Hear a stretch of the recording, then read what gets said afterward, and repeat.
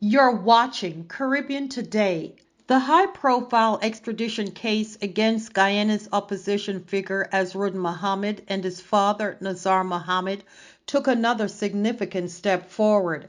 The father-son duo, both wealthy businessmen and central figures in the We Invest in Nationhood (WIN) party, are fighting an extradition request from the United States that seeks to bring them to Florida to face federal criminal charges.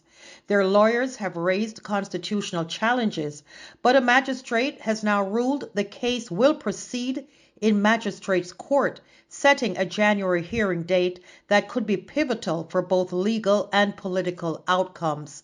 In late October, Azruddin and his father Nazar were arrested under a U.S. extradition request after being indicted by federal grand jury in the Southern District of Florida on 11 criminal counts. Those counts include wire fraud, mail fraud, money laundering, and other offenses connected to a multi-million-dollar gold export and tax evasion scheme. The U.S. alleges the pair defrauded both U.S. and Guyanese governments in schemes tied to their business operations.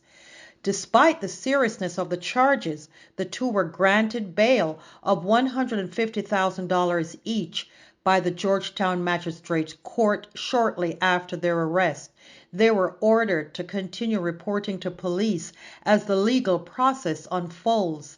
In the weeks that followed, defense attorneys sought to disrupt the extradition process by raising constitutional challenges tied to the legal framework governing extradition in Guyana. Specifically, they argued that provisions of the Fugitive Offenders Act may be inconsistent with fundamental rights under the Guyanese constitution, such as personal liberty, separation of powers, and access to justice.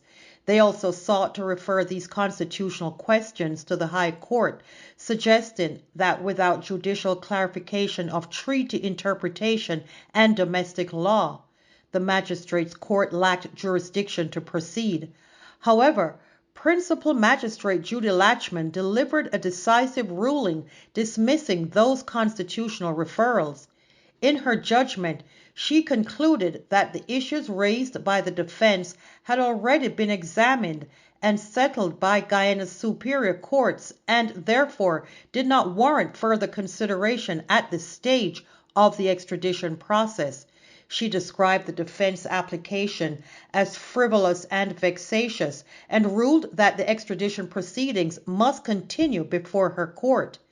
The magistrate also stressed that extradition is treated as a state-to-state obligation and that individuals have limited standing to contest the terms of treaty obligations during these preliminary proceedings.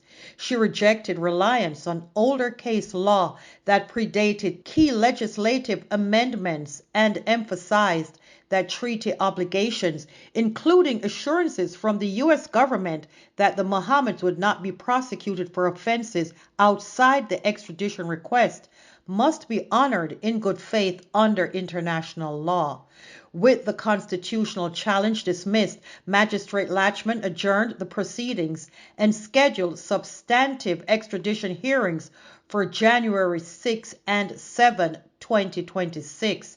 At that time, the prosecution will begin presenting evidence supporting the United States request, a key phase of the extradition process where the court will evaluate whether the case meets the legal test for extradition under Guyanese law and the applicable treaty. Both Mohamed and his father remain out on bail under conditions that require them to report to police and remain accountable to the court while the case continues. The extradition proceedings are taking place against a backdrop of ongoing political controversy. Azruddin Mohamed was sworn in as a member of parliament earlier this year, despite being under U.S. sanctions and facing extradition. Despite his legal challenges, the We Invest in Nationhood (WIN) party has publicly affirmed that it has no plans to replace Mohamed as its leader. Party representatives made this clear in a press conference, saying the extradition is a legal process and that Mohamed remains their leader until any change is formally considered. The party's MP, Tabitha Sarabo Haley, said the leader continues to be accessible and actively involved as proceedings unfold. This stance reflects a broader political calculation, with WIN positioned as the largest opposition bloc in the National Assembly. Internal cohesion is a priority even as procedural delays have left the formal post of leader of the opposition vacant. Government officials have repeatedly emphasized the importance of due process, noting that the magistrate's role is to determine whether legal thresholds for extradition have been met, not to try the merits of the underlying criminal allegations. President Irfan Ali himself has noted that the case is about whether enough evidence exists to support an extradition request, not a trial on guilt or innocence in Guyana. The prosecution, represented by senior counsel, has welcomed the magistrate's ruling, indicating that the state is prepared to proceed to the evidentiary phase in January. In public statements, senior prosecutors expressed confidence that the United States evidence will be sufficient for the court to consider extradition. At the same time, the defense has signaled that it intends to pursue further legal avenues. Senior defense counsel have hinted at possible recourse to the High Court, Court of Appeal, and even the Caribbean Court of Justice if they believe fundamental constitutional issues remain unresolved after the magistrate's ruling. The upcoming January hearings will be pivotal. At that time, the court will consider whether the U.S. extradition request satisfies dual criminality, which means finding whether the alleged offenses are crimes in both jurisdictions.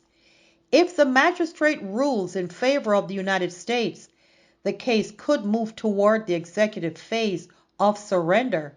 If not, legal challenges could prolong the process well into 2026. Political observers also believe the case will continue to reverberate through Parliament and across Guyanese civil life as it raises questions about diplomatic treaties, judicial independence, and the balance between legal accountability and political leadership. At CaribbeanToday.com, we cover your world.